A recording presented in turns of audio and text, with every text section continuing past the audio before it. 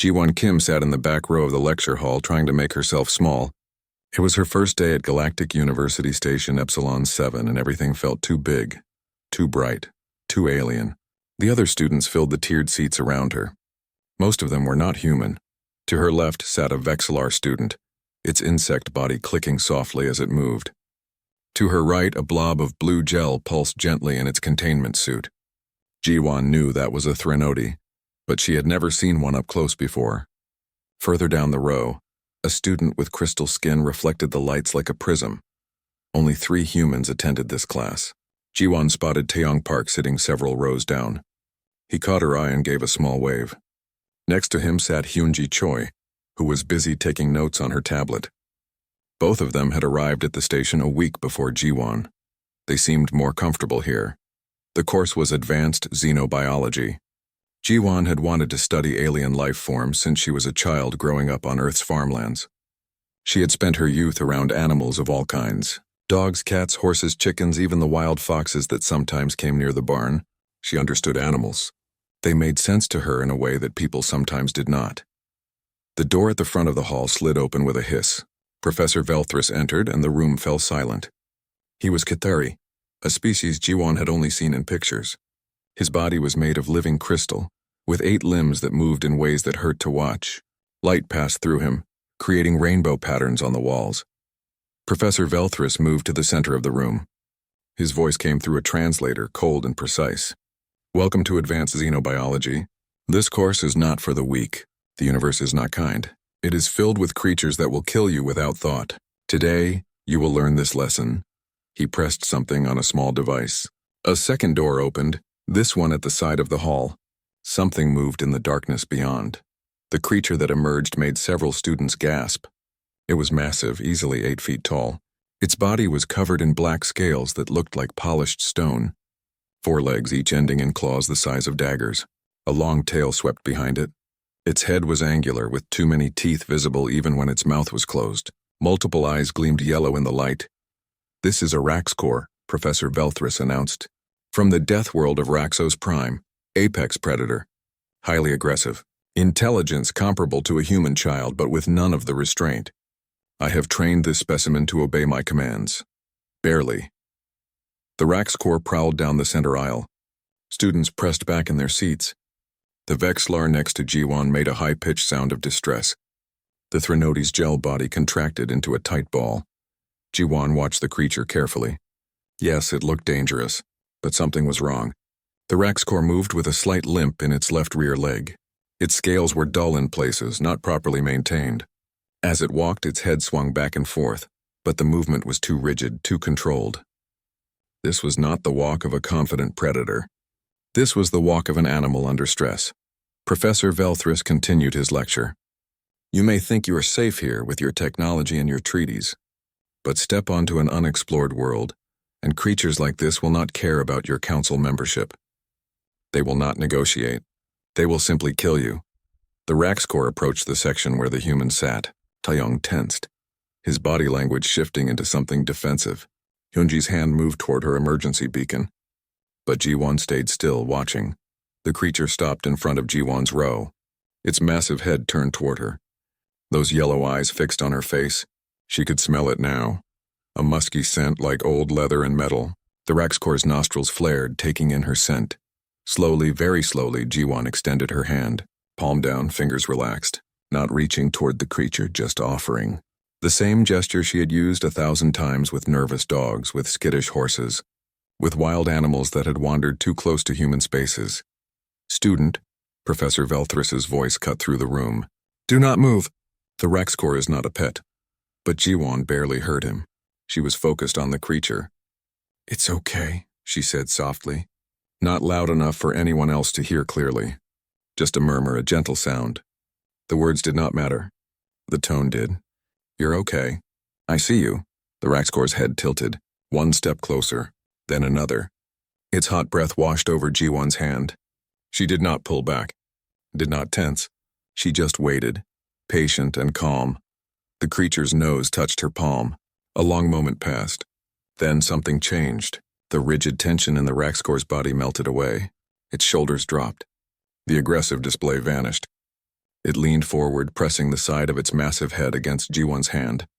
A sound came from deep in its chest. A rumble, low and steady. Not a growl.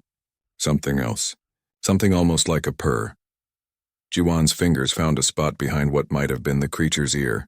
She scratched gently. The rumbling grew louder. The Raxcor's eyes closed halfway, and its entire body seemed to relax. "Impossible," Professor Velthris said. His translator made the word sound flat, but Jiwon could hear the shock underneath. The Raxcor took another step. Then, moving with surprising gentleness for such a large creature, it lowered itself to the ground. It shifted its weight until its enormous head rested in Jiwon's lap.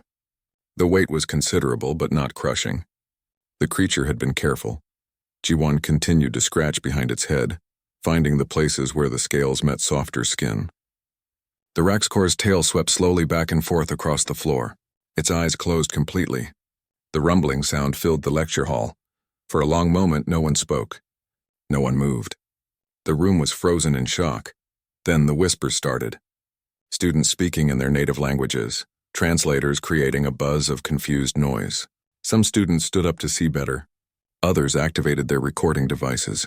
Professor Velthris moved down the aisle. His crystal body reflected light in sharp, agitated patterns. "Student, what is your name?" "Jiwon Kim," she said quietly, not wanting to disturb the Raxcor. "From Earth. What did you do?" The professor's voice held something Jiwon could not quite identify. Confusion, anger, wonder. Jiwon looked up at him. "Nothing special. I just let it know I wasn't a threat, and that I could see it was hurting." "Hurting?" Professor Velthris looked at the Raxcor. "This creature is perfectly healthy." "Its left rear leg has an old injury," Jiwon said. "The way it walks, the way it holds weight. And it's lonely. You can see it in how it moves. Too careful, too controlled. Animals that are happy and comfortable in their environment move differently." Professor Velthris was silent for a moment. Then he said, "Class is dismissed. All of you leave now, except you, Miss Kim, and you, Raxcor. Neither of you move." The other students filed out quickly, still whispering. Taeyong lingered near the door, looking worried, but Hyunji pulled him away. "Give her space," Jiwon heard her say. When the room was empty, Professor Velthris approached slowly. He studied the Raxcor, which had not moved from Jiwon's lap. The creature's eyes opened briefly to track the professor's movement, then closed again. "In 6 years," the professor said quietly, "I have worked with this Raxcor. 6 years of training, conditioning, behavior modification. It obeys commands, usually. But it has never been calm, never been gentle, never shown trust." He paused. "You have been in its presence for less than 10 minutes." Jiwon did not know what to say to that, so she just kept petting the Raxcor, feeling the warmth of its scales under her fingers. How did a human do this? The question seemed to be directed more at the universe than at Jiwon. Jiwon thought about the dogs she had raised, the horses she had trained, the wild animals she had helped rehabilitate back on Earth. She thought about the thousands of years that humans had spent living alongside other species, learning their languages, their needs, their fears. "I don't know," she said honestly. "I just understand them. I always have." Professor Velthris made a sound that the translator could not interpret. He stood there for a long time, watching the human and the apex predator, the killer he had brought to intimidate students. The creature that now lay like a contented pet in a young woman's lap. Finally, he spoke. "We will need to discuss this further, Miss Kim. For now, stay with the Raxcor. I need to make some calls." He turned and left the lecture hall, his crystal body refracting light in patterns that suggested deep confusion. Jiwon sat there in the empty lecture hall, gently scratching the head of a creature from a death world, and wondered what she had just started. The news spread through the station like fire. Within hours, everyone knew about the human who had tamed Professor Velthris's Raxcor. The story grew with each telling. Some said Jiwon had used magic. Others claimed she had special technology. A few insisted it was all a trick. Jiwon knew the truth was simpler and stranger. She had just treated the Raxcor like any other scared, lonely animal. But apparently that was revolutionary. 3 days after the incident, Professor Velthris called her to his laboratory. The room was large and sterile, filled with equipment Jiwon did not recognize. In the center was a reinforced enclosure. "Inside, the Raxcor paced back and forth. It will not eat," the professor said without greeting. It has refused all food since our last class. It becomes aggressive when my assistants approach. Yesterday it injured one of them. Ji-won looked at the Rax core. Even through the transparent walls of the enclosure, she could see the stress in its posture. Its scales looked duller than before. May I go inside? Absolutely not, Professor Velthris said. Then he paused. However, I'm out of options. The creature is valuable. If it continues to decline, I will have to send it back to its home world. That would be expensive and embarrassing. He manipulated a control panel. I will open the door. If you are injured, I will not be held responsible. Ji-won stepped into the enclosure. The Rax core's head snapped toward her immediately. For a moment, it stood perfectly still. Then it moved, faster than something that large should be able to move but not to attack. The Rax core crossed the space between them and pressed its head against her chest, nearly knocking her over. That rumbling sound started again, deep and pleased. Ji-won laughed and wrapped her arms around the creature's neck. Hey there, she said softly. I missed you too. She examined the Rax core carefully, running her hands over its body. The creature stood patiently, occasionally bumping its head against her for more attention. When her fingers found the injured leg, it flinched slightly. This needs medical attention, Ji-won called to the professor. The injury is old, but it is not healed correctly. It causes pain. The Rax core was examined when I acquired it, Professor Velthris said. The doctors found nothing wrong. Did they ask the Rax core where it hurt? Ji-won asked. The professor did not answer. I have a friend, Ji-won continued. Minho An, he is studying medicine. Human medicine, but he is interested in xenobiology. Maybe he could help. Professor Velthris was silent for a long moment. Then he said, Very well, but you must stay with the creature. It seems you are the only one it trusts. And so Ji-won became the Rax core's handler. She spent hours each day in the enclosure, which she slowly transformed. She brought in materials to make the space more interesting. Rocks to climb, different textures, things to scratch against. The Rax core explored everything with curiosity. She gave it a name, though she did not tell the professor. Duri. It meant two in Korean because the Rax core had two hearts. She could feel them both beating when she pressed her hand against its chest. Minho came to examine Duri's leg.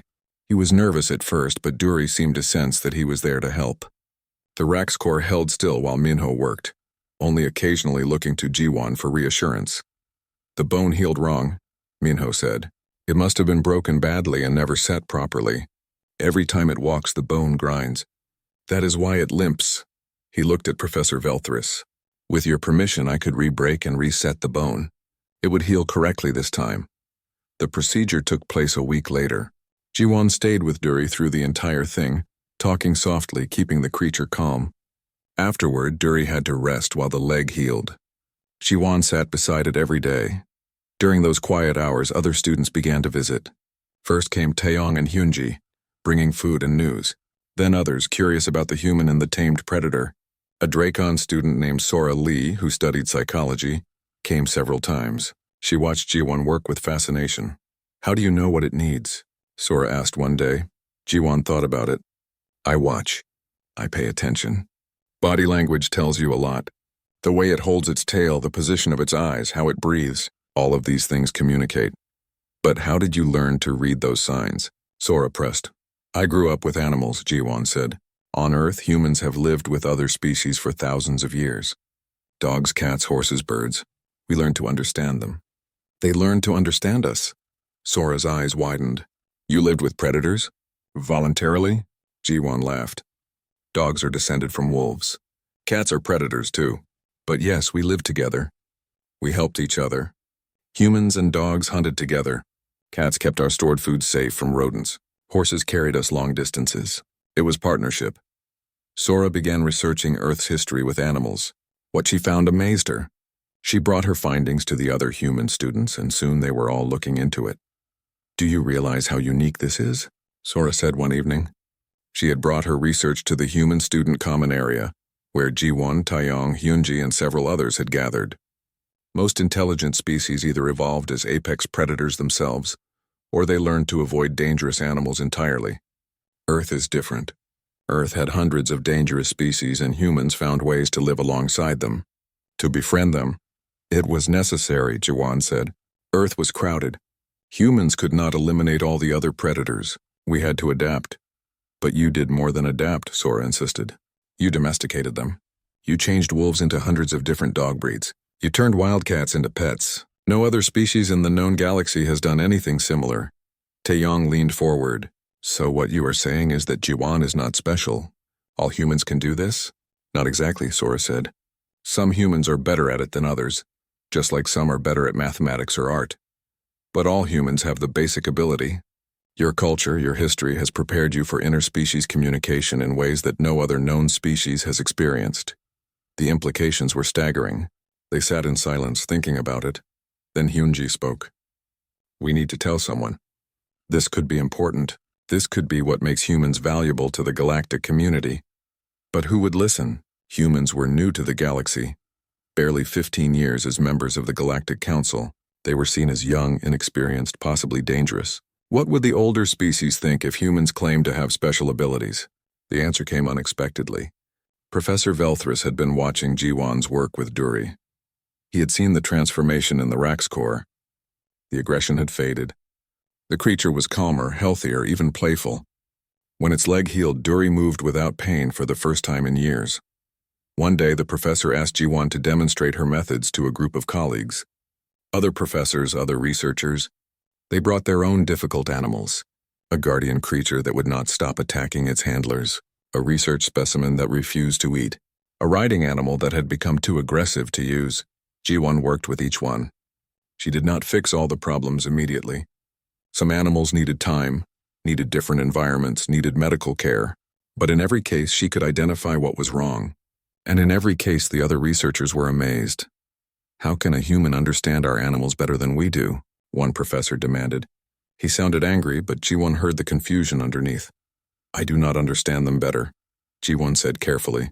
I just see them differently. You see tools or specimens or dangers. I see individuals with needs and feelings. Professor Velthris spoke up. Miss Kim comes from a species that has spent thousands of years in close contact with other life forms. Humans did not conquer other animals. They partnered with them. This has given them skills that we lack. The other professors looked skeptical, but they could not deny the results. Word spread further. More people came with more animals. Jiwon began to feel overwhelmed. That is when Taeyong had an idea. We should make this official, he said. An interspecies relations program. Humans helping other species understand their animals. We could teach our methods. Show them how we do it, Hyunji nodded.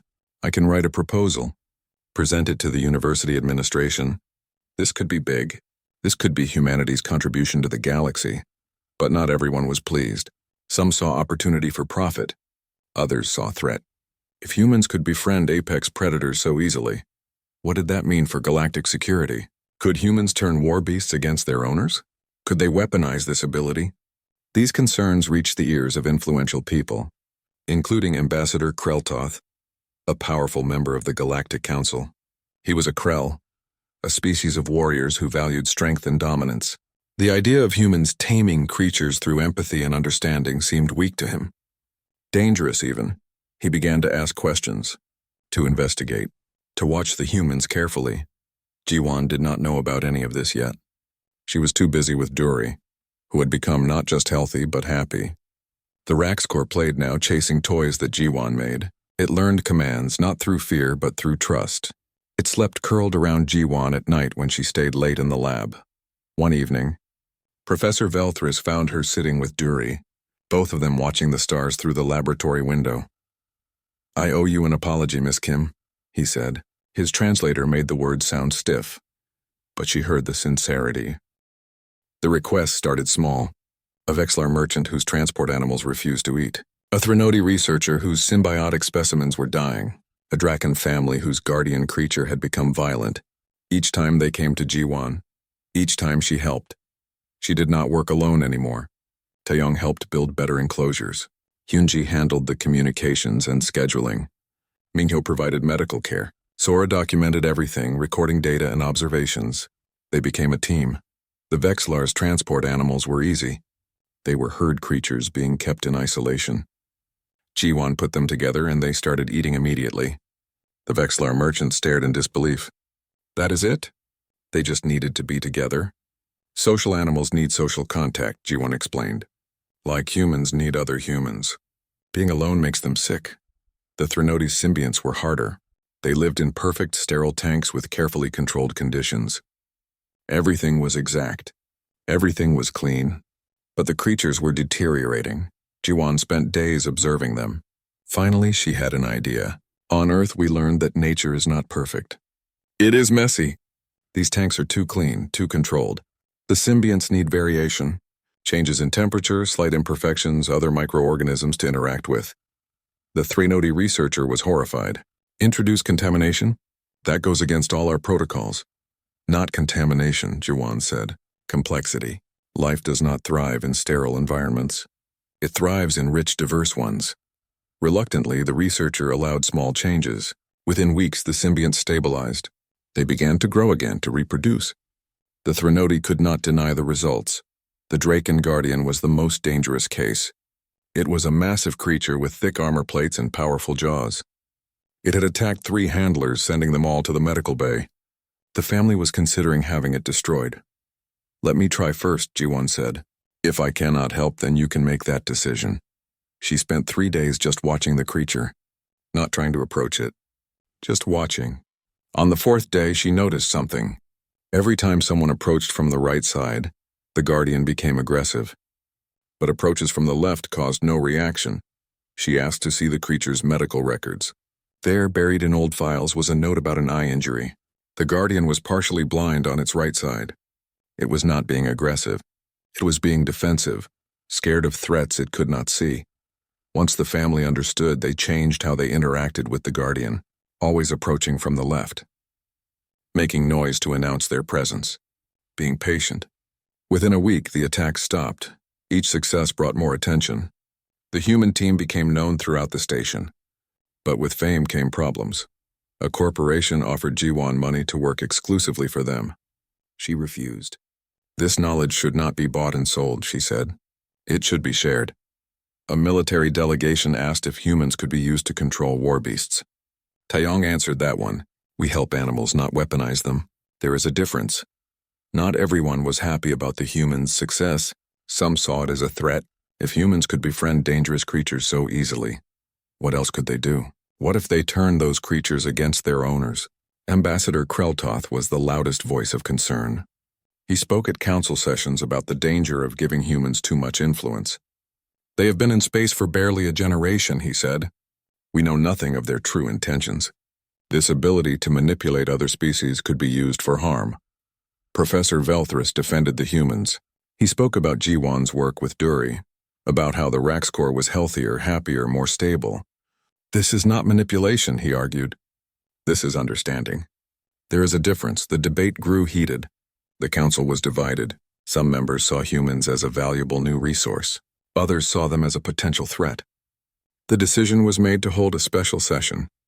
Jiwan would be asked to demonstrate her abilities before the full council. When Jiwan received the summons, her hands shook. The Galactic Council? They want me to present to them? Hyunji put a hand on her shoulder. You have done nothing wrong. You have only helped. Show them that. Show them what humans can offer. But what if I fail? Jiwan asked. What if they decide humans are dangerous? This could affect all of humanity, not just me. Then you fail, Taeyong said. But you will fail honestly, trying to do good. That has to count for something. The weeks before the presentation were tense. Jiwan practiced. She gathered data. She prepared demonstrations. Sora helped her organize the information about Earth's history with animals. Minyo created medical documentation showing the improvements in the creatures she had helped. Professor Velthris spent hours coaching her. The council members come from many different cultures, he said. Some value logic and data. Others value tradition and caution. You must appeal to all of them. How? Jiwan asked. By being yourself, the professor said. By showing them exactly what you do with honesty and openness. Let them see that you are not a threat, that you are simply a young person trying to help. The night before the presentation, Jiwon sat with Duri in the laboratory. The Raxcor sensed her anxiety and stayed close, rumbling softly. She scratched behind its ear ridges, taking comfort in the familiar gesture. What have I gotten us into? She whispered. Duri bumped its head against her chest. then settled its massive weight against her side. The message was clear. Whatever happened, she would not face it alone. The day of the presentation arrived. The council chambers were enormous, built to hold representatives from hundreds of species. Tiered seats rose in a circle around a central platform. Above, a dome showed the stars, a reminder of how vast the galaxy was. Jiwon walked to the center platform with Duri at her side. The Rax Corps stayed close, its presence reassuring. Around them, thousands of eyes watched, some curious, some suspicious, some hostile. Ambassador Kreltoth spoke first. "We are here to evaluate the claims made about human abilities with non-sapient species. Miss Kim, you stand accused of using unknown methods to control dangerous creatures. What do you say to this charge?" Jiwon took a deep breath. "I do not control them," she said. Her voice carried through the chamber, amplified by the room's acoustics. "I understand them. I listen to them. I respond to their needs. That is all." "You claim this is a human ability?" another council member asked. "Humans have lived alongside other species for thousands of years," Jiwon said. "On Earth, we shared our world with countless other life forms. Predators and prey, dangerous animals and gentle ones. We learned to coexist, to communicate, to build relationships. Other species have coexisted with dangerous fauna," Ambassador Kreltoth said. "We learned to defend ourselves, to establish dominance, to eliminate threats. How is what humans do different?" Jiwon looked at Duri. The Rax Corps gazed back at her with trust in its yellow eyes. "We learned that not everything different is a threat," she said. "We learned that strength comes from cooperation, not just domination.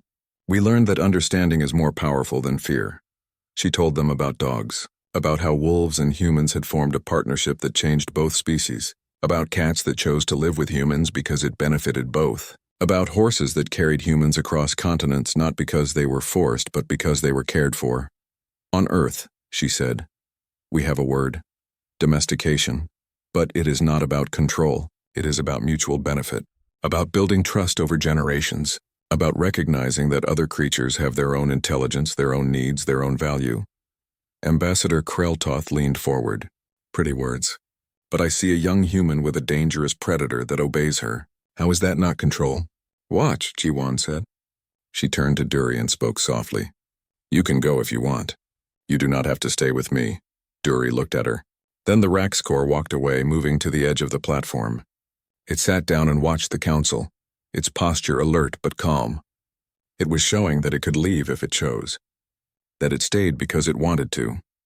Jiwon called Duri back with a gesture. The Rax Corps returned immediately, pressing against her side.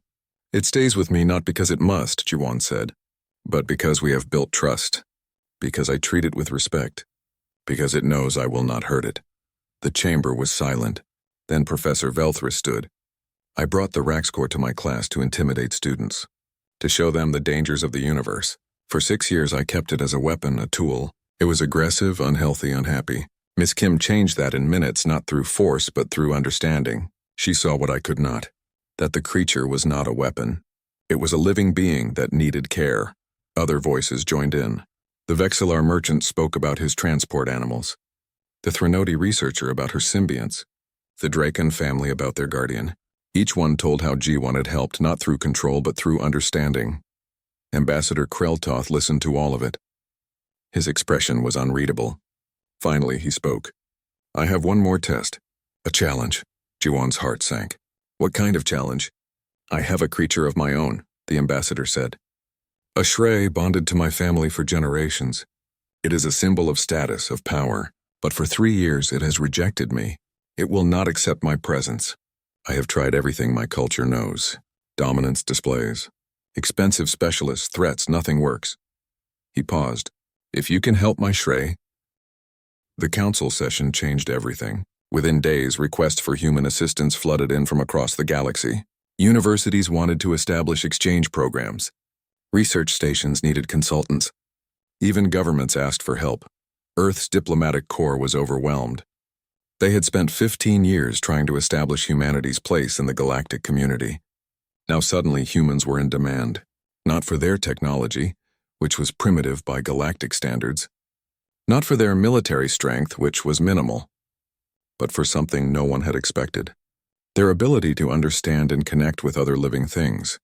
Jiwan returned to the university a different person. She was no longer just a student.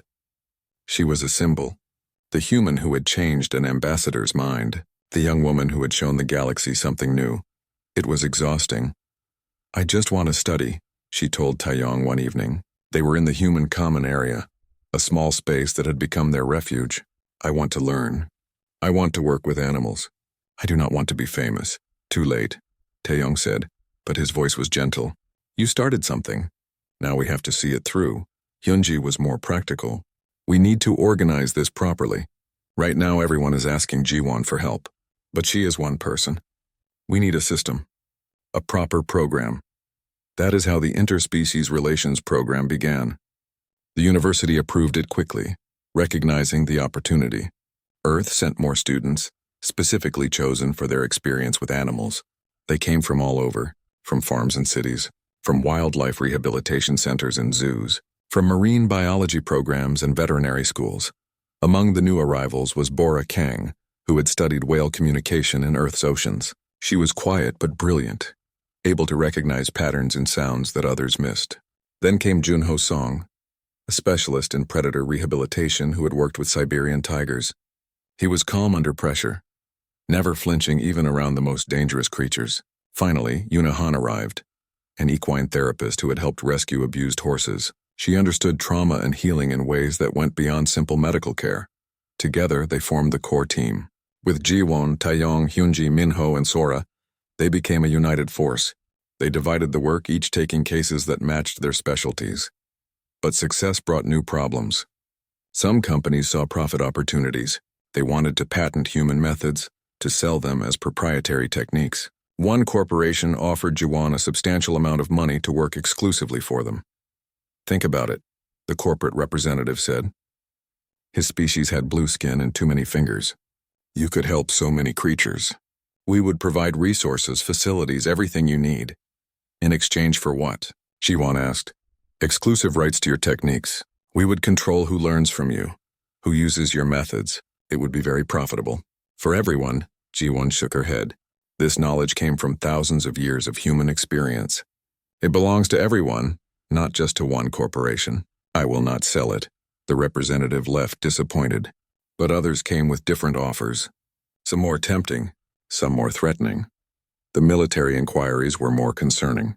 Several militaristic species wanted to know if humans could bond with war beasts. Could they control them better? Could they turn an enemy's creatures against them? Taeyong handled those conversations. "What we do is not about control," he explained firmly. "It is about understanding, care, and respect.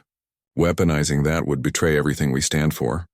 But the potential is there," one military officer insisted. "You must see that. The ability to influence dangerous creatures is a strategic advantage." "No," Taeyong said. "We help animals.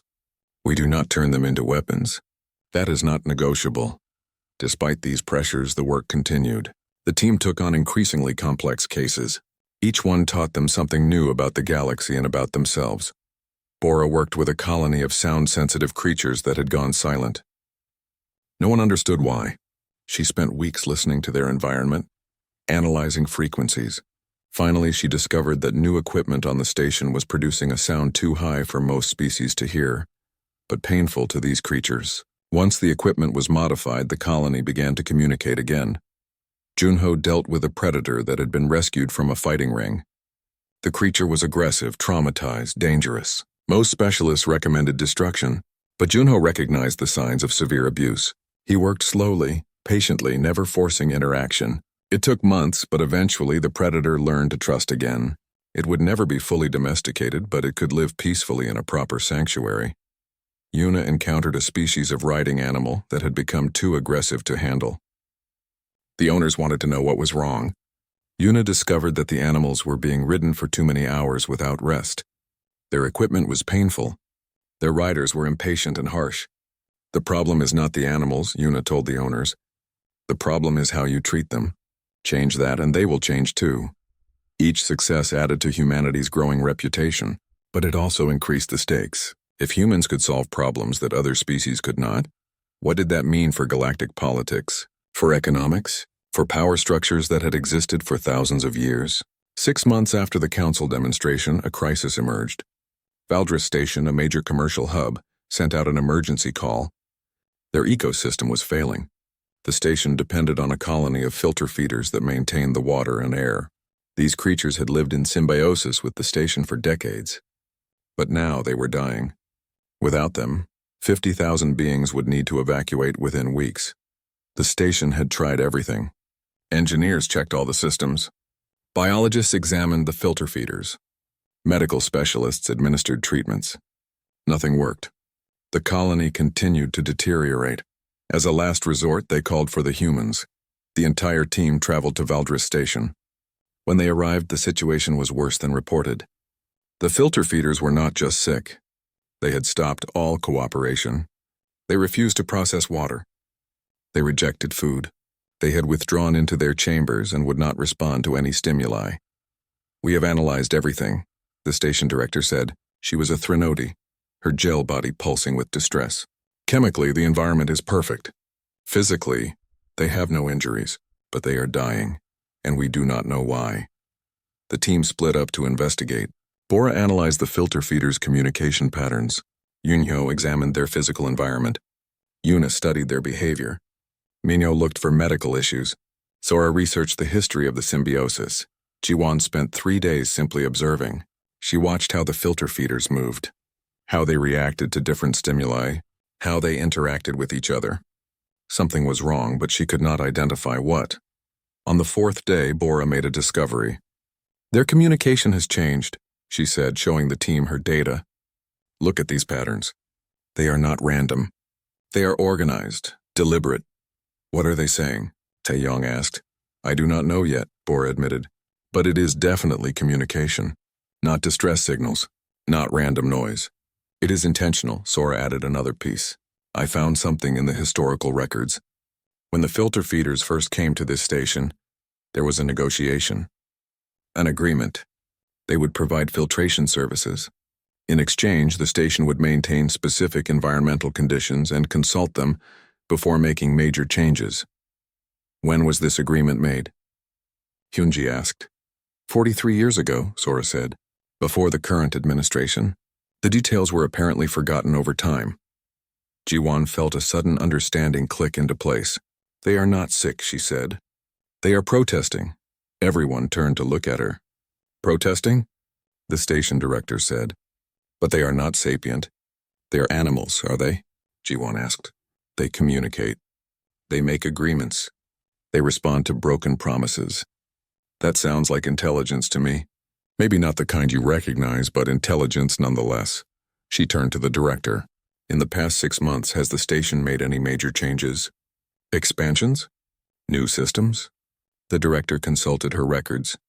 "Yes, we expanded the eastern sector, added 3 new docking bays, introduced several new species to the station population."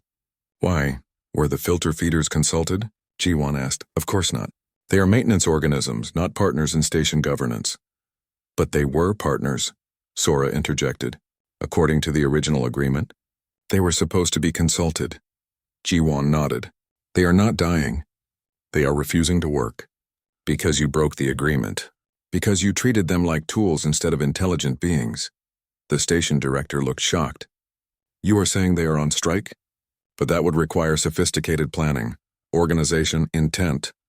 "Yes," Jiwan said simply. "It would." Over the next week, Bora worked to establish proper communication with the filter feeders. It was difficult. Their language was chemical and frequency-based, nothing like humanoid speech. But slowly, with patience and careful attention, patterns emerged. The filter feeders had grievances, many grievances. The station expansions had disrupted their environment. New species had introduced foods that contaminated the water. Chemical compositions had changed without warning. Changes happened constantly and no one consulted them. They felt ignored, disrespected, taken for granted. "They want a voice," Jawan told the station council. The news from Valdris Station spread across the galaxy like ripples in water. A species that everyone had thought was non-sapient had negotiated an agreement. They had organized. They had demanded respect. And humans had helped them find their voice. The implications were staggering. If the filter feeders were intelligent, what about all the other species that had been classified as animals? How many beings throughout the galaxy had been enslaved, exploited, or destroyed because no one recognized their consciousness? The Galactic Council called an emergency session. This time they invited not just G1, but the entire human team. And they asked a question that would change everything. How many species have we misunderstood? Ambassador Kreltoth himself asked it. He stood in the center of the council chamber, his Shrey perched on his shoulder. The creature was calm now, content. The change in their relationship was visible to everyone. I kept a sapient being as a symbol of status, the ambassador said. I treated it as property. I tried to dominate it. And I never realized it had thoughts, feelings, needs of its own. The humans showed me the truth. Now I must ask, how many others are we treating the same way? The question hung in the air. Around the chamber, thousands of representatives sat in uncomfortable silence, because the answer was obvious.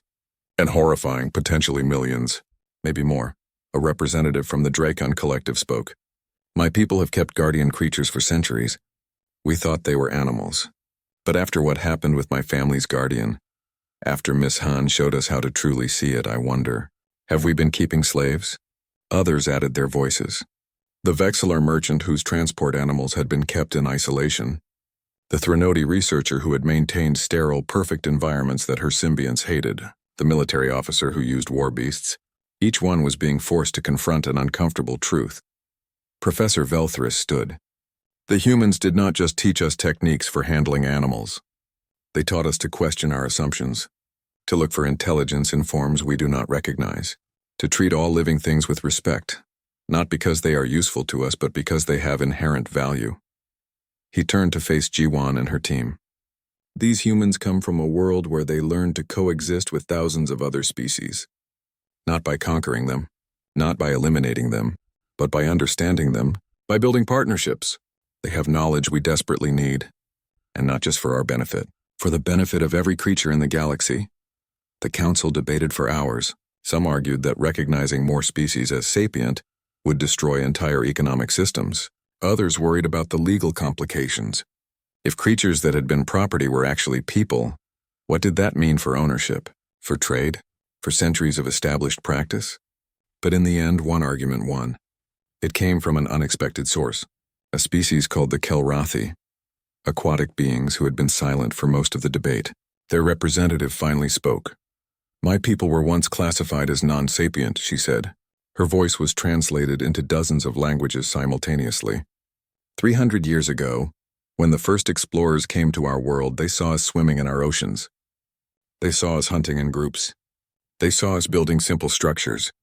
But they did not see intelligence. Not the kind they recognized. She paused, letting the weight of her words settle.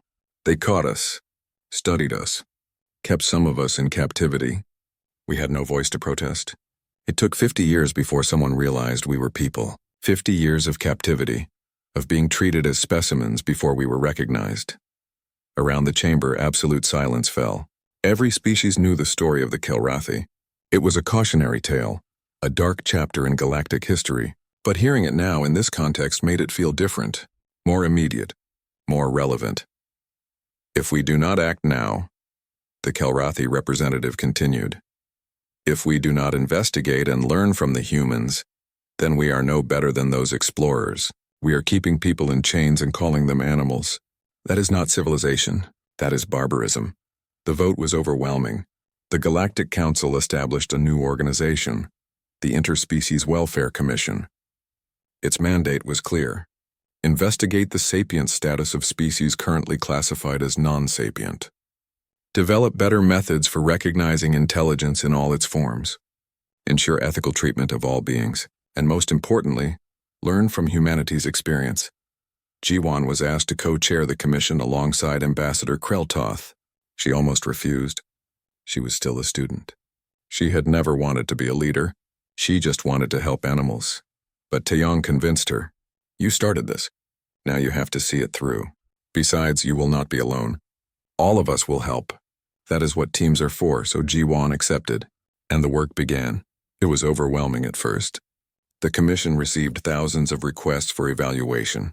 Species that might be sapient, creatures that showed signs of organization or communication, beings that had been exploited for generations and might actually be people. The human team grew. Earth sent more specialists, people with experience in animal behavior, ecology, linguistics, psychology. They came from universities and wildlife preserves, from conservation programs and rehabilitation centers, each bringing knowledge accumulated over millennia of living alongside other species. But they also recruited from other species, aliens who were willing to learn new ways of seeing, to question their assumptions, to recognize that intelligence was not one thing, but many things, that consciousness could exist in forms they had never imagined. Professor Velthris became one of the Commission's strongest advocates. He traveled to universities across the galaxy, teaching new methods, showing species how humans approach the question of intelligence, how they looked for signs of consciousness that others missed. The humans taught me that intelligence is not about looking like us or thinking like us, he told his students. It is about recognizing patterns, communication, intent, problem-solving, emotion. All of these are signs of consciousness, and they can exist in forms very different from our own. The first year brought 37 species that were reclassified as sapient. Beings that had been treated as animals were given rights, protections, voices. Some transitions were smooth. Others were complicated. Economic systems had to adapt. Legal frameworks had to change. But the galaxy was committed now. There was no going back. Not everyone was happy. Some corporations lost valuable resources when their work creatures were declared sapient. Some military organizations lost their war beasts. There was resistance, protests, even violence in some sectors. But the movement continued, because once people started seeing intelligence in unexpected places, they could not unsee it. The galaxy was waking up to a truth that should have been obvious all along. Life was diverse. Intelligence was diverse. And treating any being as less than it was became unacceptable. Earth hosted the first Interspecies Relations Summit 1 year after the Commission was established. Delegates from across the galaxy came to humanity's homeworld. Many had never seen Earth before. They were shocked by what they found. A world where predators and prey lived together, where humans kept dogs and cats in their homes, where horses allowed humans to ride them, not through force but through partnership, where even wild animals were protected rather than eliminated. One delegate, seeing a human playing with a dog in a park, asked Jiwan, "That creature could kill the human. Its teeth, its strength. Why does the human trust it?" "Because the dog trusts the human," Jiwan explained. "That is what partnership means. Mutual trust, mutual benefit, mutual respect." The delegate watched for a long time. Then she said quietly, "We have much to learn." Professor Velthris gave the keynote address at the summit. His crystal body caught the sunlight, creating rainbows across the assembled delegates. He spoke about his journey, from the professor who had used a rack score to intimidate students, to the advocate who fought for interspecies rights. "I believed strength meant domination," he said. "I saw humans as weak because they showed empathy to creatures that might harm them. I was wrong. Earth is the only death world that produced a species capable of transforming their environment, not through destruction, but through understanding." He paused, looking directly at Jiwan in the audience. "Every species here evolved under pressure to conquer or die. Humans evolved under the same pressure, but they chose a third path: negotiate, understand, coexist. That choice makes them invaluable to our civilization, not because they can destroy, but because they can unite." The applause was thunderous. In 100 different forms from 1,000 different species, the delegates showed their approval. Later that evening, as the summit wound down, Jiwan found herself on a balcony overlooking the ocean. Dury was with her as always. The Raxcor was older now, moving a bit slower but still loyal, still trusting. Ambassador Kreltoth joined them, his Shrey perched on his shoulder. They stood together in comfortable silence, watching the sun set over the water. "Do you ever regret it?" the ambassador asked. "Taking on this responsibility? Your life would have been simpler if you had just been a student." Jiwan scratched behind Dury's ear ridges, a gesture that had become automatic over the years. "Sometimes," she admitted. "When the work is hard, when people are